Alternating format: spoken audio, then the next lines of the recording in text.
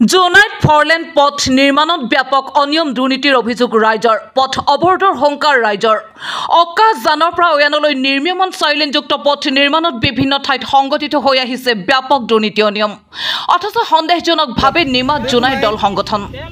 ধেমাজি জিলা আৰু বৰ্তমানৰ জোনাই সমজিলাৰ অকাশজানৰ পৰা অৰুণাচল সীমান্তৰ অয়ানলৈ 515 নং ৰাষ্ট্ৰীয় ঘাইপথৰ পৰা প্ৰায় 80 কিলোমিটাৰ পথ ফৰলেনলৈ সম্প্ৰসাৰণৰ কাম চলি আছে ইতিমধ্যে নিৰ্মাণৰ ঠিকা পোৱা কালুৱালাৰ নামৰ বাহিৰাগত কোম্পানীটোৱে অধিক শতাংশ কাম সম্পূৰ্ণ কৰা দেখুৱাইছে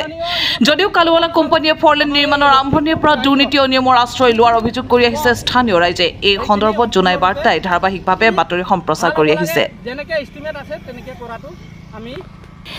জানিব পৰা মতে দেওবাৰে জোনাইৰ তেলাম লক্ষীপুৰৰ দিখাৰী দলঙৰ সমীপৰ 515 নং ৰাষ্ট্ৰীয় ঘাইপথত নিৰ্মাণকাৰী সংস্থা কালুৱালা কোম্পানীয়ে পথ নিৰ্মাণৰ নামত মাটিৰ ওপৰতে সাধাৰণভাৱে ৰুলাৰ মাৰি মাটিৰ ওপৰতে কাৰ্পেটিং কৰাৰ অভিযোগ কৰিছে স্থানীয় ৰাইজে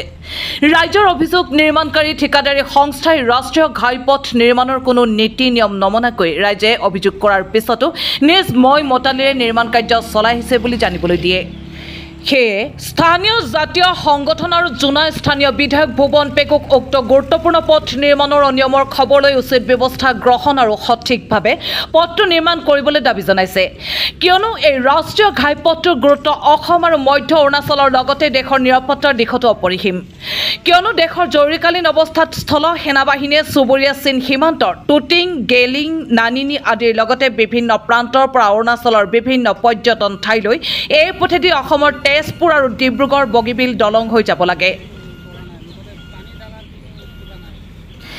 কেন্দ্ৰীয় চৰকাৰে এই পথটো গুৰুত্ব উপলব্ধি কৰি চাইলেনযুক্ত পথলৈ সম্প্ৰসাৰণ কৰাৰ আবণ্টন দিছিল কিন্তু বাহিৰাগত কালুৱালা নামৰ কোম্পানীটোৱে অতি নিম্ন মানেৰে নিৰ্মাণ কাৰ্য চলাই থকাত অতি কম দিনৰ ভিতৰত গুৰুত্বপূৰ্ণ পথটি জহি কহি যোৱাৰ আশংকা কৰিছে জোনাইবাসী ৰাইজে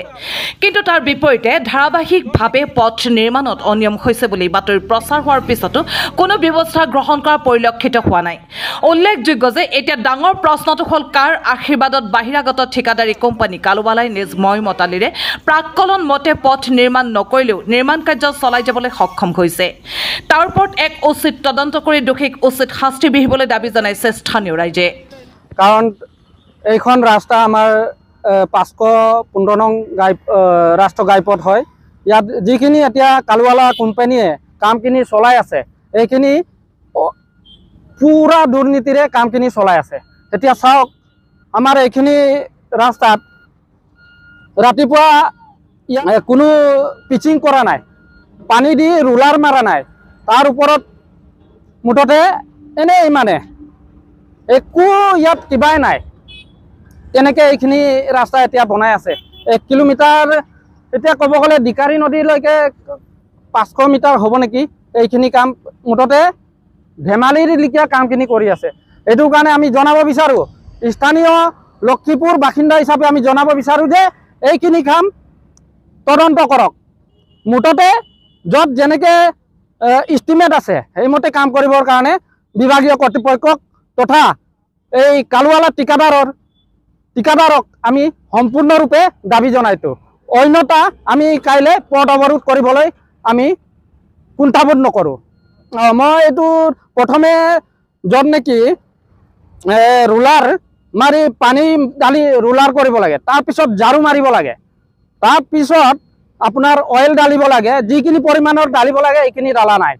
তাৰপিছত এইফালে 60 mm হ'ব লাগে ডাঠটো আৰু এইফালে 30 mm হ'ব লাগে কিন্তু এইখিনি কাম সম্পূৰ্ণৰূপে হোৱা নাই 2 নম্বৰী হৈছে সম্পূৰ্ণৰূপে কালুৱালা কোম্পানীক তথা আমাৰ স্থানীয় যিখিনি দল সংগঠন আৰু ভুৱন পেগু ডাঙৰীয়াকো আমি জনাইছোঁ যাতে এইখিনি কাম সম্পূৰ্ণৰূপে তদন্ত কৰি ভালদৰে কাম কৰিবৰ কাৰণে অনুৰোধ জনাইছোঁ ইয়াতে যোৱাকালিৰ পৰা আমি দেখি আছোঁ ৰাস্তাটো যে যেনেকৈ নিৰ্মাণ কৰি আছে NH 515 ইয়াতে ফ'ৰলেনযুক্ত ৰাস্তা আমি দেখিছোঁ ইয়াতে যি ছিষ্টেমত বনাব লাগে এইটো ছিষ্টেমত বনোৱা নাই দেখিছোঁ ইয়াতে আপোনাৰ যি ইয়াত WBM নে কি বুলি কয় এইখিনিত আপোনাৰ জিঅ' এটা জালনা টাইপৰ বস্তুটো পাৰি ল'ব লাগে তাৰ ওপৰত আপোনাৰ এই যোনটো মেটেলটো দিব লাগে তাৰ ওপৰত ৰোলাৰ চেপি পানী মাৰি আপোনাৰ চপা তপা কৰি এইখিনি ৰাস্তা বনাব লাগে যিহেতু এতিয়া আমি দেখিছোঁ ইয়াতে যোৱাকালি ইহঁতে উঠাইছে মেটেল আজি পেলাইছে লগে লগে কাৰ্পেটিং কৰিবলৈ কাৰ্পেটিং কৰা আৰম্ভ কৰিছে। আপোনালোকে নিশ্চয় দেখিছে ইয়াতে এতিয়া কাৰ্পেটিংটো নাই ৰখা, বোকাৰ লগত মিক্স কৰি ইয়াতে মানে কাৰ্পেটিংটো কৰা হৈছে। তাৰ কাৰণে আমি উদ্যন্ত কৃষিসকলক এইটোৱে আমি জনাওঁ যে ৰাস্তাটো উচিত তদন্ত কৰি আমাক ধুনীয়াকৈ ৰাস্তাটো বনাই দিলে আমি নিশ্চয় সুখী হ'ম। এই ৰাস্তাটো আমাৰ এই দীঘাৰী দলঙৰ কিনাৰৰ পৰা আজি পকা কৰি দিলে। ৰাস্তাটো তলিখন চাফা কৰি লোৱা নাই, ধূলি বালি গুচাই লোৱা নাই। তাৰ ওপৰতে এনেই মেচিন চেচিন নোহোৱাকৈ এই আলকটৰা সিঁচি পালে ৰোলাৰে চেপি পালে মিলাই থৈ দিছে। ৰাস্তাটো এতিয়া গৰমে গৰমে উঠিয়ে গৈছে। ভৱিষ্যতে ৰাস্তাটো ভাল নহ'ব বুলি আমি ভাবিছোঁ। বিভাগীয় কৰ্তৃপক্ষই বস্তুটো তদন্ত কৰি পেলাই ভালকৈ নিৰীক্ষণ কৰি পেলাই পুনৰাই আকৌ ভালকৈ কৰি দিলে ভাল হয় বুলি ভাবোঁ।